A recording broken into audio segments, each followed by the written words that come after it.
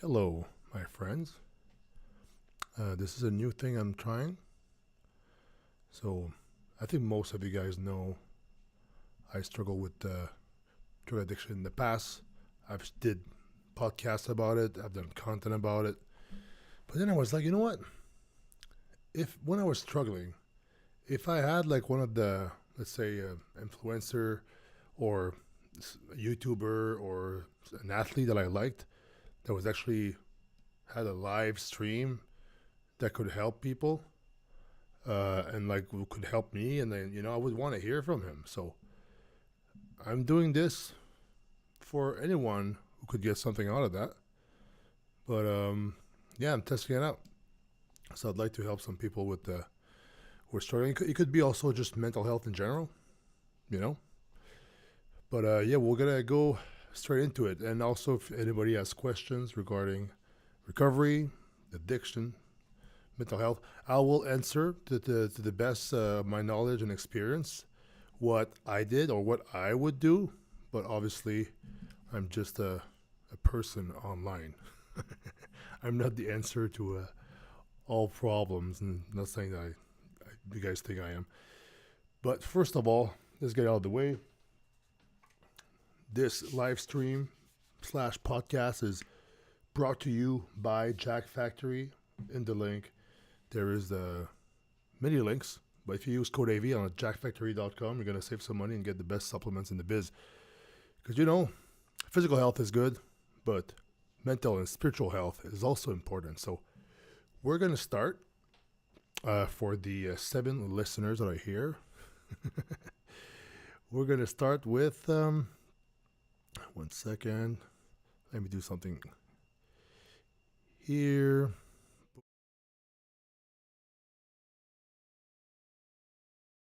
There we go. So, the Serenity Prayer. So if you can just ignore the fact that there's the word God in there, because when I first saw that word in the meetings, because I'm doing like Narcotics Anonymous, right? It's a 12-step program. It's a spiritual program. It's not a religious program. So people sometimes associate God with religion, but God is pretty much a word they put there, to explain the higher power, and that's for you to decide whatever your higher power is. And when some guy told me my first rehab back in 2015, I saw like higher power, God, what does that mean? He said, well, if you want to have the full benefit of the program, you need to have a higher power. So I need to? He said, yes, but I don't have one. Then he said, make one up. So I said, all right, well, I guess my higher power is going to be Thor. And then that's what it was at first. And then it just evolved into something that I can't put a word on it. I don't know what it is. I guess it's just like imagine if the universe had a soul, and then and parts of that soul was inside all of the living things, and even matter, all the matter, and it was all connected, kind of something like that. And if you do the right thing, it works with you. And if you're going against the grain, you'll feel it. So, yeah. So just ignore the word God for now. But this is like the if I followed this exactly that prayer every day, if I would wake up, say this, and then this is how I'm going to do my day, I would have no problem really when you think about it, because you're asking for the serenity to accept the things you cannot change. So what's that? What are the things that we cannot change? Well, we can't really control a lot of things, right? Let's take the rain, for example. I like the rain. So if you don't accept the rain, you're going to have a fucking hard day. If you're like pissed off at the rain, or if you're pissed off what other people do, like if you're driving, you have like road rage or whatever, those are good examples. So you won't be serene if you get fucking mad at anything that you can't control, like everything you can't control. So this first part here, kind of simple. What can I control? What can I change? And I gotta accept that. Accept the things I cannot change. And then, what about the things I can change? It says after that, and then the courage to change the things I can. So, what does that mean is that, okay, well, let's say I can change something. Well, a lot of times it's scary to do that, so you're going to ask courage for it. It could be, sometimes maybe being nice to people, being honest with people, or just like effort. Because when you think about it, besides like the way you see things, at your attitude and effort, these are probably the only thing I can think that I can control.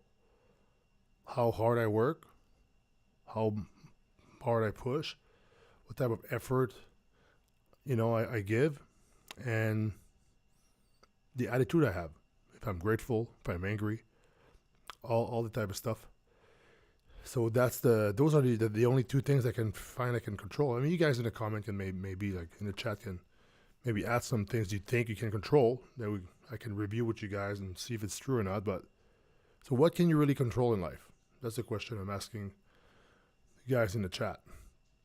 So now let's say if you have a situation, do you accept it because you can't control it, or do you change it with courage because you can change it? But how do you know the difference?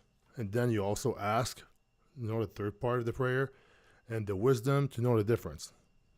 So that's the key. So to know the difference and to even have the wisdom to do that, what for me to really follow that prayer is that if I'm in front of a situation, I need to take a pause. Tina. Oh, what's up, Tina? Well, that's funny. Well, nice to see you again. Funny to see you here at the Antoine Anonymous meeting. So yeah, to know the difference, this is what it's really important. This is what's going to make or break. Like it's either you're going to be trying to control something you can't control, or you won't have any courage to change the things, or you'll just accept something that you could have changed. It's bad too. So yeah, so that's the prayer. You ask to accept things you can't change. You ask for courage to change things you can change. And then, what's what? You ask for the wisdom to, know the difference. So, it's a great prayer. I mean, it's called a prayer, but, do you really say it to the Sky Daddy, or is it just a way you can, live your life? But honestly, if I would follow that every day, I would have, a really good, really good day for sure. So, poof. All right, remove that. Yeah. Shout out to Tina in the chat. And then No Hurt, No Big Shirt says, life is nothing but choices. Think and make the right decision. Yeah. And honestly, to make the right decision, sometimes it's not really simple. It wasn't simple for me. For example, in the past, because somebody would say something or do something to me, I would get angry, and because I felt that strong emotion, I thought I was right, and then I would make a decision regarding that, and I thought it was the right decision because I felt angry, I felt like whatever, betrayed, whatever, so I must be making the right decision. But no, because usually if I react right away or if I do what I want to do, it's never the right decision, really. Because my will is not the right thing to do most of the time because I'm selfish. So what's the right thing to do then? It's like you have to, people, they say you got to listen to your heart. You got to listen to your heart. Well, in the program, in the 12 step, they say God's will. But for a lot of people, God is not around you telling you what to do. So you could if you're a comic book fan, you could be like, well, what would Superman do? Or what would Mother Teresa do? What would for the religious people out there, what would Jesus do? Great example. I thought about that because it happened to me before.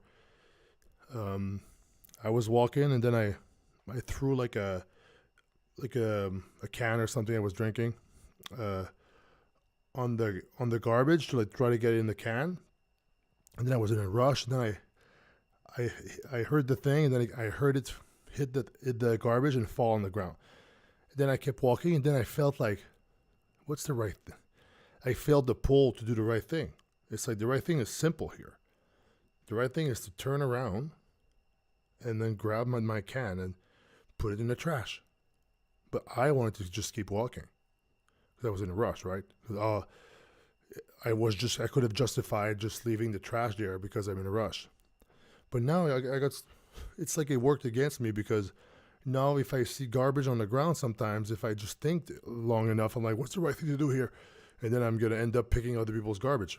There's limits to everything, but if you just listen to your heart in a lot of time, which is easy to do if I have no emotions attached to trash and garbage.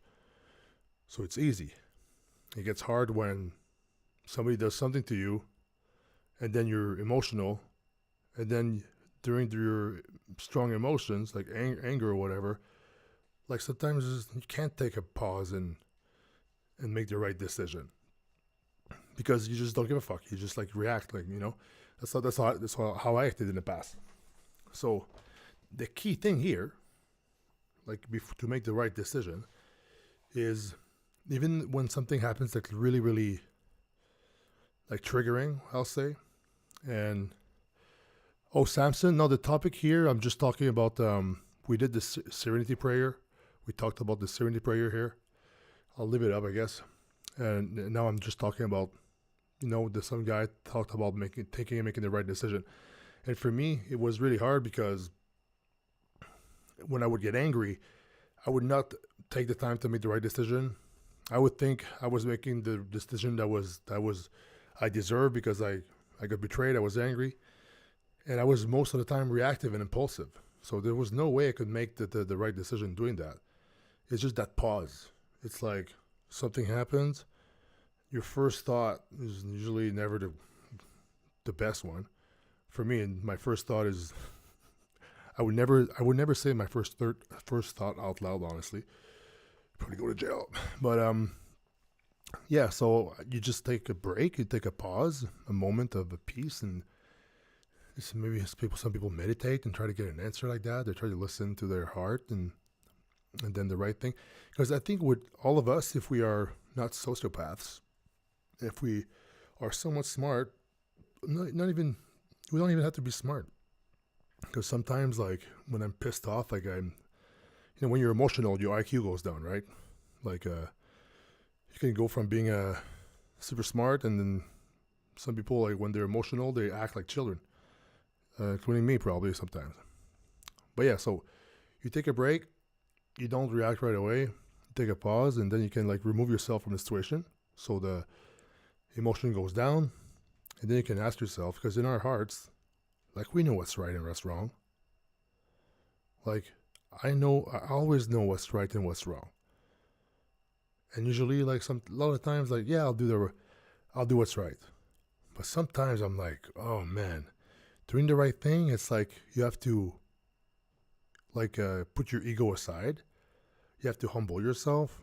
You have to tell people that you're wrong. It's not fun. It's not fun.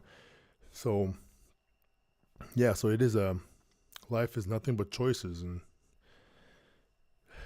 then where you're gonna go or where you are right now is just a result of, like, the consequences of your choices. So that's one thing that can be somewhat reassuring, is that if you are making all the right choices to the best of your ability, well, aren't you gonna get the best outcome for yourself? So that's kind of like, oh shit, is that what faith is? Wait a minute. Is faith is just knowing that if you make the best decisions for yourself, the right decisions, you're going to get the best outcome for yourself? Oh shit, the crowd goes wild. Epiphany. Right? Like, faith is knowing the fact that you will get the best outcome if you do the right decisions. Because, yo, Kevin Steele, what's up? Because if you do the opposite, like if you do bad decisions, You might get away with some stuff, but it's not going to be the best outcome for you because it always comes back around. You always reap what you sow. So karma will get you. So yeah, any questions, people? So for those who just joined, it's pretty simple. I want to do this. I call it Antoine Anonymous because I thought it was funny. This live stream every Friday night before the weekend, just to support, help people maybe that are struggling with mental health, addiction, drugs, gambling, whatever it is. Honestly, if you're seeking a relief that's outside of yourself, and then you can't stop doing that relief, and then it's not working anymore, but you keep doing it, thinking it's going to be different, or thinking you're lying to yourself, thinking saying you can't stop. Yeah, this is it. This is it. This for all you addicts out there. We're all addicts in some sense. There's always something that we always say, oh, I'm going to do this, and then you do more, and then you're like, oh, shit. I mean, for me, that's how I think. I'm sure not everybody thinks like me. But, yo, Natty Gains, what's up? So, yeah. So, if you guys have any questions, you can let me know. But I had a subject I wanted to talk about. Because we did this Serenity Prayer, we did decisions, we just did faith, which is simple. I think that was the most pragmatic and maybe like, a simple definition of what faith is, honestly. Like even the, how do you call these people who don't, yo, go get to, what's up? Atheists. Even the atheists would agree with me. Oh, describe faith. I did earlier. That's what it was. So, yeah, that's right. So now we got, 13 viewers. So I'd like to give a shout out to everyone who's here.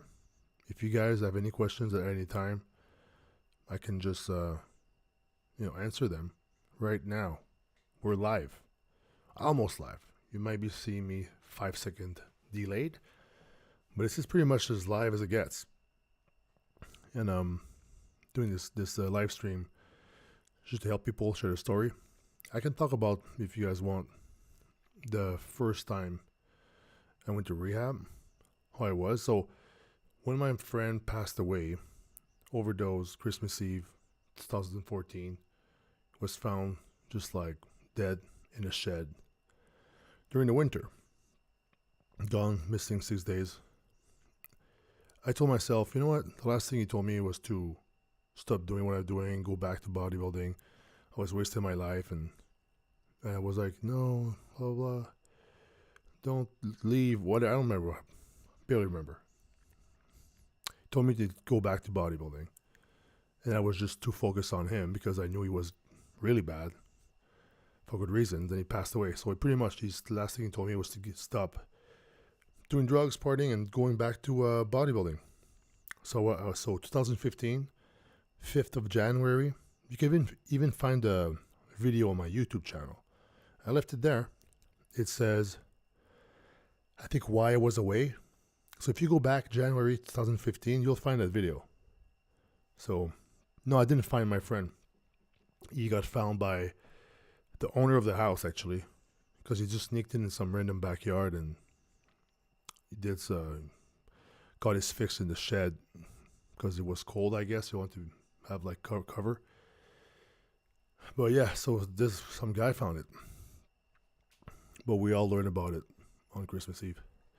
Yeah. So I told him, I swore to myself, you know what? I even did a video online. I'm going to stop. I'll be back bodybuilding. Then I was like, okay, let's go Nordic Pro 15 weeks out.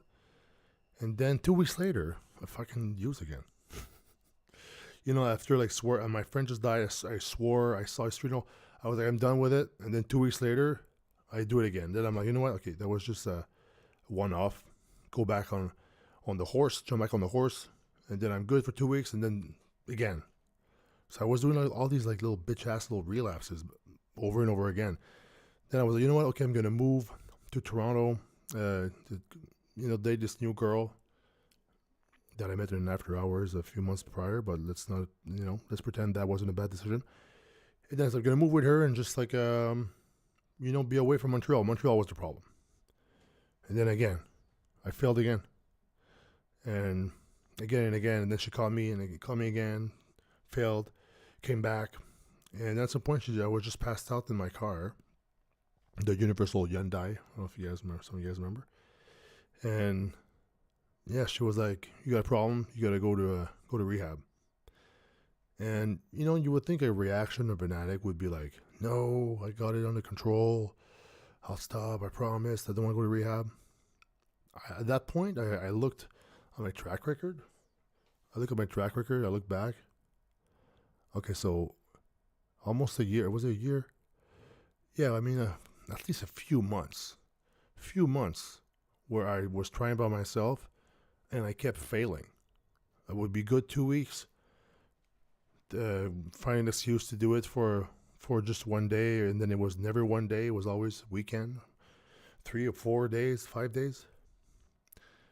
And then lose more, and then just keep going, and just fail.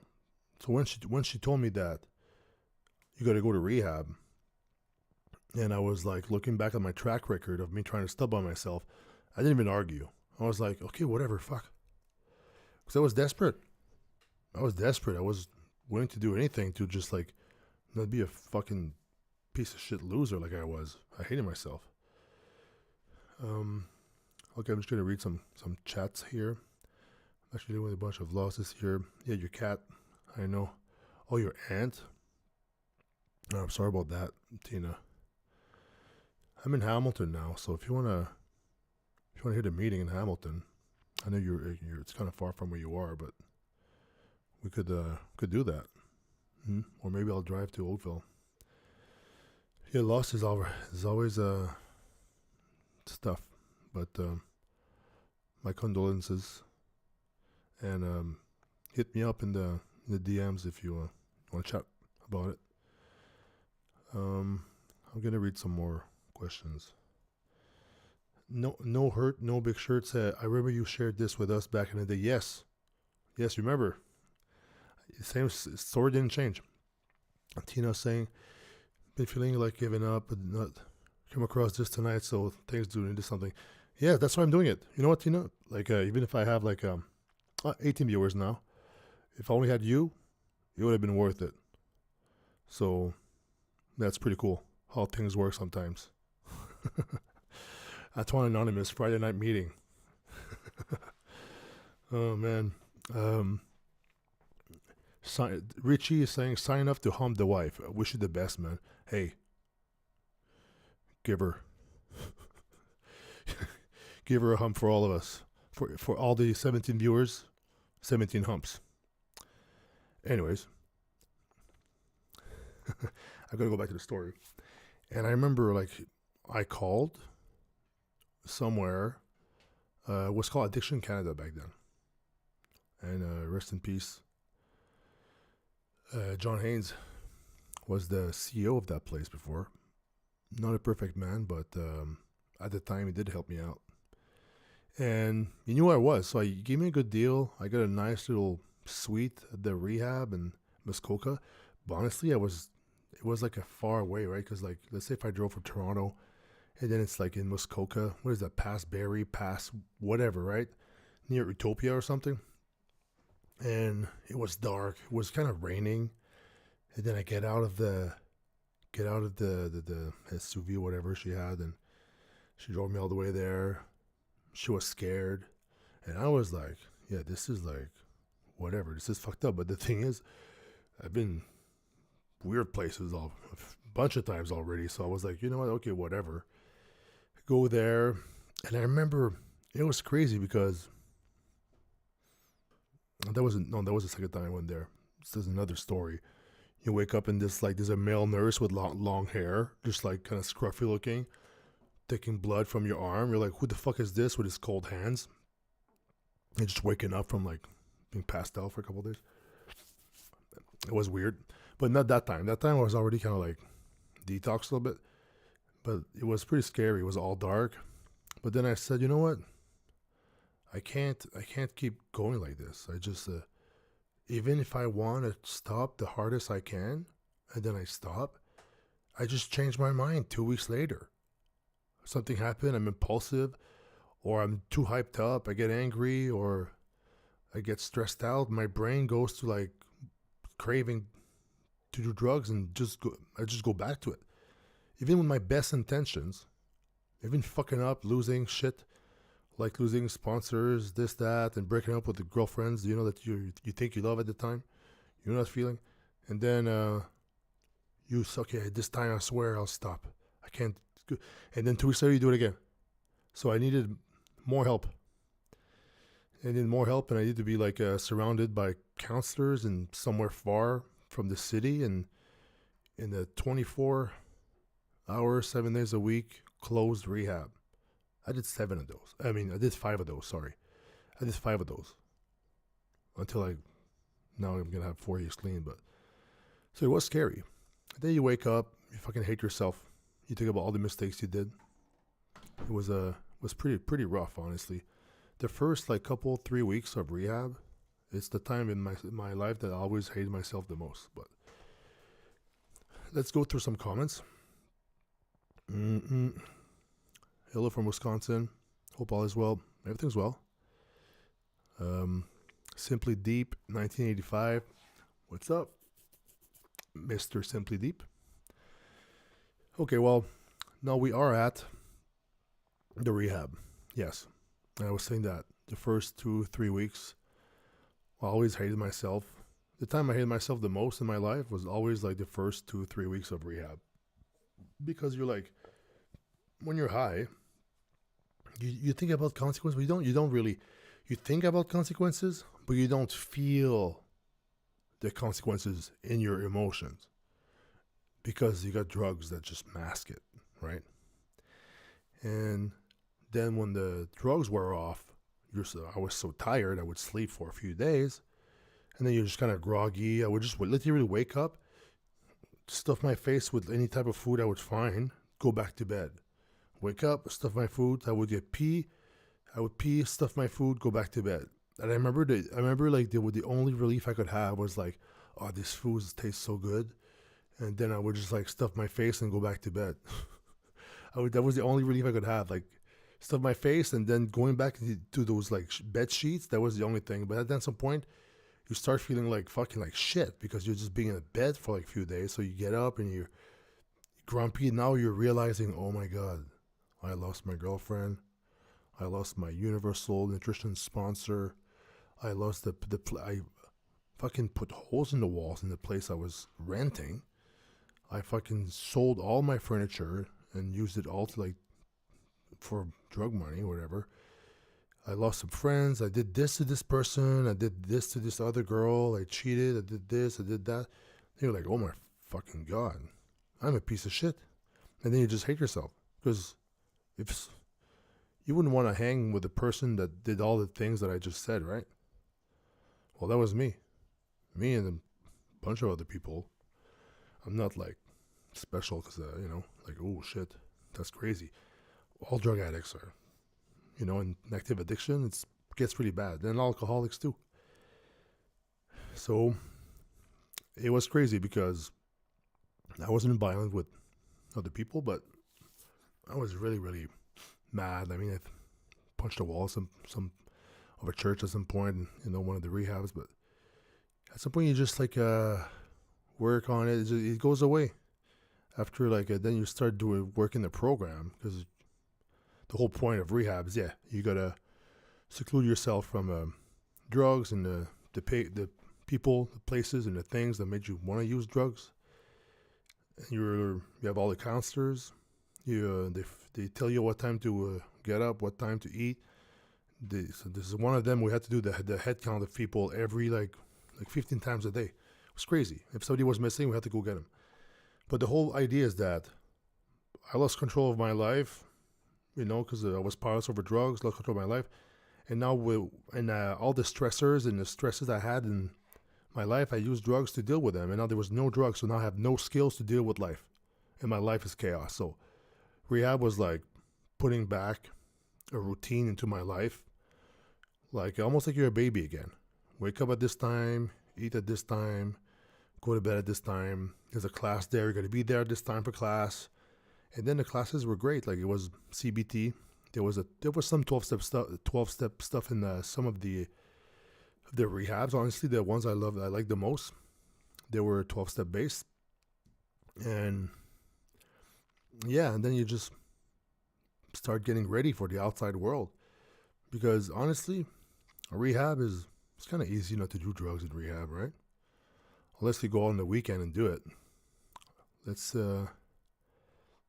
see some more. Okay, Simply Deep is saying, well, yeah, I'm good. Thank you. You see, like the type of dude that'll give good advice about a lot of stuff. I mean, I can't really say it's advice. I'm just talking about my experience. This, how do you handle the type of embarrassing moment that'll get you heckled? I don't even know what that means. Heckled like in a comedy show? How do you handle the type of embarrassing moment that'll get you heckled? I don't know. My most embarrassing moments are usually just by myself, thinking about shit that I did in the past. I get embarrassed like years later still. Unresolved things. But yeah.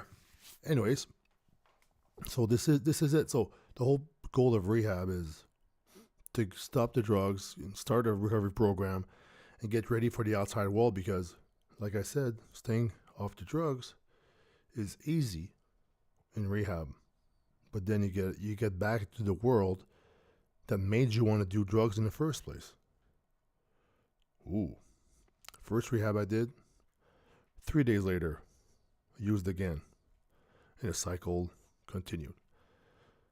And then I went back to another one. I did 6 months this time. I did 2 rehabs in a row in the same place. Yeah, like a true addict, right? All or nothing. And then I came out. Lasted a month. Then I came back in, and eventually in and out, and now I'm going to have 4 years in May. So that's it. So now if there's any questions in the chat, I'm going to answer that, and then I'm going to shut it down for the night. So that was Antoine Anonymous Friday night meeting. I'll do one again next week. Let's see what Simply Deep is saying here. Here's an example. Somebody comes across you and your lady at the wrong time at some secluded area. What the fuck? This is not related to recovery. Brother, this is the Antoine Anonymous meeting. But I'm going to answer your question anyway. The wrong time, so I'll be like, put the pens back up, I guess. All right, well, sorry, and just fucking leave. I don't know. And then you just laugh with your wife later. And what would you do? Did it happen to you? And then you just replaying the thing in your head, like, oh, I wish I would have acted differently. And then you're kind of like arguing with somebody that's not even in the room anymore. Oh, did you hear that? Yeah. A1 Frank Sauce saying, yo, I met you in the 16-17 LA Fitness. Kill and done this in Toronto. Glad you're doing well. Well, thank you, sir. Glad you're doing well, too. Good night. Good night. Good night, YouTube Live. All right. Sorry you had to hear that, Miss Vaillant is saying. Hey, she hears way worse. Imagine that. She hears my farts all day. What about your burps? Burps. Burps are worse. Yeah, I don't know why I had a stomach problem earlier or something. But, yeah, so Friday night, if you have any friends that are struggling with mental health, or you are, or with drugs, addiction, recovery, you know what? You're struggling with drugs? You know what? I know this guy on YouTube. He does a stream every Friday night. And you should go on there and ask him questions and hear what he has to say. But on that note, good night. And have a good weekend. Stay stay frosty, and behave. Or try to behave. Peace out.